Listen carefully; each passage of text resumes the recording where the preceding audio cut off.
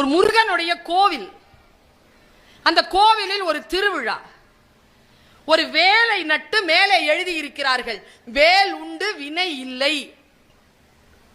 இதுவரைக்கும் எனக்கு அந்த சொல்லுக்கு பொருள் தெரியாது. என் தாய் சொன்ன அந்த சொல்லை வைத்துக்கொண்டு அந்த சொல்லுக்கு நான் விளக்கம் தேடுகிறேன். வேல் உண்டு வினை இல்லைன்னா என்னமா அர்த்தம்? Very good. முருகம் இருக்க பயமேன், இப்படித்தானே சொல்லி கொடுக்கறாங்க. அது கிடையாதுங்க. வினைனா தீவினை இல்லைன்னு சொல்லி தந்திருக்கிறோம், கிடையாது. அர்த்தம் என்ன தெரியுமா? வேல் இருக்குல்ல, கம்முன்னு இரு, அது உன் வேலையை பார்க்கும். வினை இல்லை, ஒன்னும் செய்யாது. சும்மா இரு சொல் அற, அருணகிரிநாதருக்கு முருகன் தந்த பதில். சும்மா இரு சொல் அற, வந்ததே பிரவாகம்.